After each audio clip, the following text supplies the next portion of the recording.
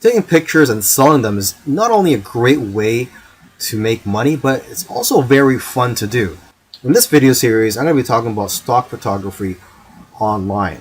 And so this is where you upload your photos to stock photography agencies and their websites, and then you would get paid a commission or royalty whenever somebody purchases your pictures from these websites. And stock photography is never going away and will always be in demand. Although I must warn you, it is harder to make money selling photos nowadays than it is before, say a few years ago, because of the competition. However, there are people who are making six figures per year with stock photography. And this video series was created to help you rise above your competition. Lastly, I just want to say that stock photography is a great learning experience, and you're going to become a much greater photographer because of it. It's also satisfying when you see companies using your work and knowing that your work has value. And like I said earlier, it's fun. Now here are some quick photo tips for you. Only high quality photos are going to be accepted into stock photo sites. So if you want to have high quality photos, you need a high quality gear. So I highly recommend that you use a DSLR camera, and a plain 50mm lens is just fine. Now you're going to want to try to take pictures that are difficult for regular people to take with their smartphones. And if you are going to be using DSLR cameras, try modifying your shutter speed and try to play around with it. For example, you could try taking long exposure photos. Long exposure photos tend to sell more. When you're taking these pictures, make sure that there's a concept behind the photo. You have to try to capture photos with intention, and also try to make your photos socially relevant. Another important key is to make sure that your picture elicits some type of emotion or has some type of purpose, such as showing that it's the fall season. Now, photos that do well are in the niches related to food, health, beauty, fitness, money, and business. You also have to remember to leave some room for copy and text for the users to put on the photo. And you should know that photos are not going to be accepted if there are brands, names, or license plates in the background. And if you have models in your photos, they will have to sign a release form. In the previous video where I spoke about where to sell your photos online, I forgot to mention that you could also sell your photos directly from your phone. And there are a few apps available for that, but the most popular photo app right now is one called Fope. And with Fope, you download it, and I believe it's available both for the Android and the iPhone. And you get 50% of the sale, but you can make more money by joining what they call missions on Fope. And these missions are sort of like projects for brands and other companies. And each mission, if you are to win these missions, they pay a prize for the winning people, and it usually starts at around $50, and usually it can be a lot higher. Okay, now if you want to have success with this app, you want to analyze the photos which have already been sold. So take a look at the sold tab in the explore section of the app. I also recommend that you analyze the profiles of people who have won missions or sold a lot of photos, as they usually have a lot of good photos which can give you ideas. And lastly, you could create profile on Fope and follow people. So you can follow other photographers and they could follow you, and you guys can share tips with each other and be more successful in the long run. Now that you've taken some pictures, where do you sell those pictures online? Well, the easiest way to find these sites is just to type in stock photos on Google, and you'll find plenty of stock photography websites where you can upload your photos. Now, let me just give you some of the top sites out there. Okay, there is Pond5, which pays 50% of the sale, Alami, which pays 40% royalty per photo, and there is one photographer that I know of who makes $100,000 per year from just this one website. Okay, and there's IEM, which pays 50%. A lot of photographers are having success with this site. And there is Getty, which pays 20 to 30%, but they do sell photos for a much higher price, between $300 to $500. Okay, and 123RF, this stock photo site, the way they work is that the more photos you upload, the higher the royalty percentage that they'll pay you. And there's iStock, which pays 15 to 45% depending on the photo, but they'll pay you a higher rate if your photos are exclusive to their site.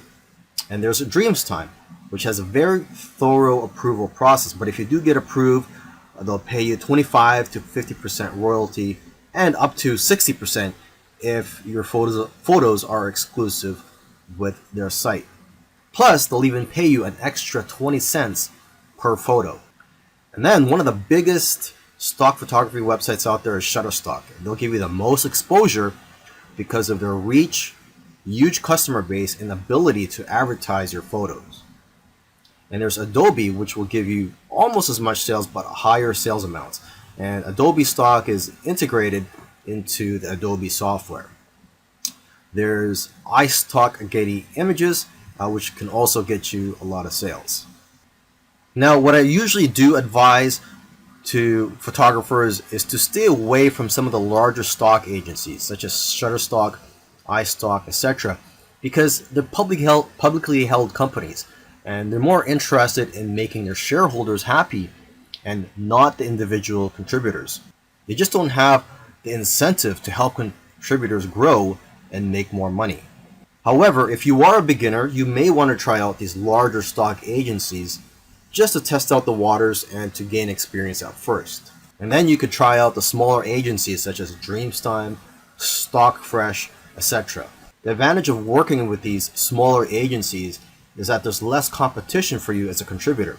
But then again, everybody is different, so you have to figure out what works for you.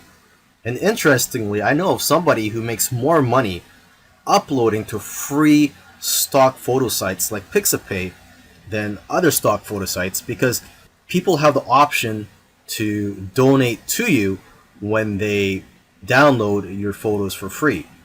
In the last video, I gave some tips on how to be successful if you were to upload to those larger stock photography websites. Now in this video, I want to give some tips on how to be successful just in general. So these tips will work whether you decide to go for the smaller stock photography websites or the larger stock photography websites.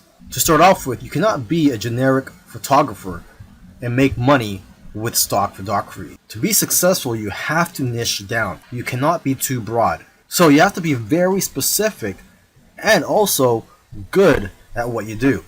For example, portraits of people are always popular. So if you can focus on that, you'll probably do well. You should also stay in tune with what's going on in the world.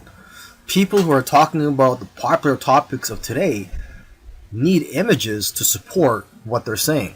And if you are going to be uploading to multiple stock photography websites, you can use an app called MicroStalker for tracking your sales across multiple agencies. And lastly, if you're consistent, you'll increase your chances of being successful with stock photography.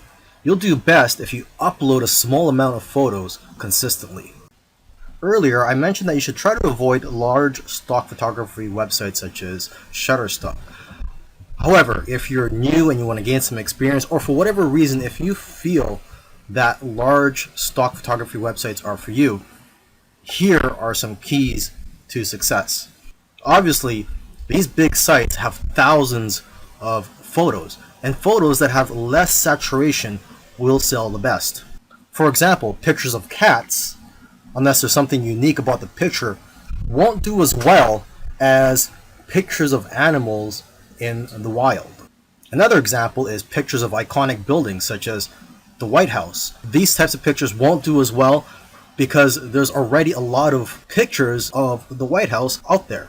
Now, however, if there's something unique such as an event or a protest happening around there, and you capture that on photo, then that picture will do a lot better. It's also important to use the right keywords. For example, if you're posting photos of flowers, you'll be more successful if you know the exact scientific name and the species of those flowers, and also the English name, where they're from, and other details. And from what I've seen, the best-selling images are the ones with themes such as Christmas, Halloween, Easter, etc. And new images usually sell better than old images, simply because old images tend to get buried in the search results.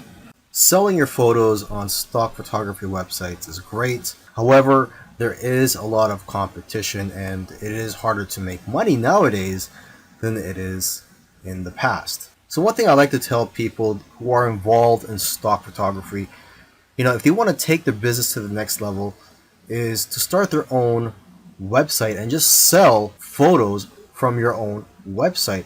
And what I like about being in control, having your own website and selling your photos from your own website, is that you can collect the emails of your customers and people who visit your website.